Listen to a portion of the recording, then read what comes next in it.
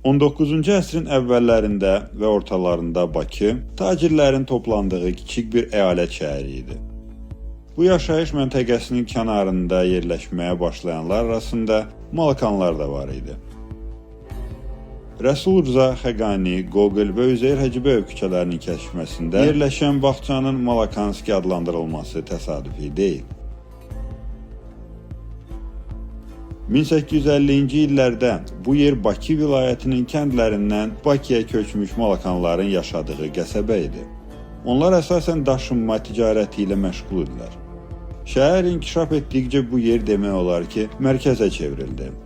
Bununla əlaqədar olaraq nəqliyyat vasitələri və tövlələri olan Malakanlara başqa bir sahə verildi və onlar bu ərazidən köçürüldü.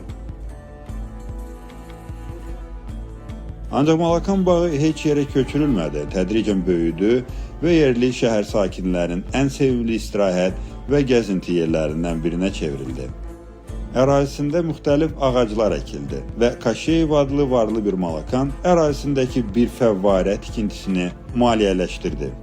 Demək olar ki, bu Bakıdakı ilk fəvvarə idi. İş adamı İqor Kaşeyevin evi 1890-cı ildə tikildi və 20-ci əsrin 80-cı illərində yanğın nəticəsində dağıdıldı. Hal-hazırda həmin binanın yerində alış-veriş mərkəzi yerləşir. Zəngin məhəllələri ilə tanınan və ticarət müəssisələrindən uzaq olan bağ sahibkarların diqqətini çəkirdi. Tədricən 1880-cı illərin 2 mərtəbəli binaları 3 və 4 mərtəbəli yaşayış binaları ilə əvəzlənməyə başladı. Memarlıq dəbinin inkişafı və evlərin çoxsaylı nəsillərin dəyişməsi baş verdi. Bunun bariz nümunəsi kimi Səməd Vurğun adına Rus Dram Teatrının binasını göstərə bilərik. Hər şey 19-cu əsrin sonunda Malakanskaya və Pratiçnaya küçələrinin kəsişməsində Bakılı milyoner tacir Hacı Həşim bəy Kərimovun anbar ehtiyacları üçün bir bina tikməsindən başladı. Bina qətiyyən diqqət çəkməzdi və oğlu Əli Heydər bəy olmasaydı belə də qalacaqdı. Səyahət həvəskarı Əli Heydər bəy Çin və Yaponiyaya səfərə getdi. Oradan təəssüratlarla dolu qayıdıb zamanla ayaqlaşmaq lazım olduğunu qərar verdi və anbarı kinoteatrı çevirdi. 7 yanvar 1904-cü ildə şəhər bağbanı Vasilyev smeta və yenidən qurma planı təqdim etdi. Lakin bu plan arxivdə qaldı və həyata keçirilmədi.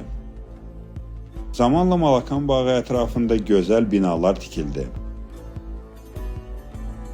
Sovet hakimiyyəti qurulduqdan sonra Malakan bağının adı Aşum Əliyev bağı, sonra isə 9 yanvar adları verilmişdir. Müharibədən sonraki dövrdə bağda 2 dəfə yenidən qurma işləri aparıldı. 3 lüt heykəltaraşlıq qrupu və əyri xətli memarlıq və landşaft kompozisiyasının əsasını təşkil etməyə başladı. Bağın ölçüsü çox kiçik olsa da təxminən 1 hektar, olduqca rahatdır və bir çox bakılılar üçün sevimli istirahət yeridir.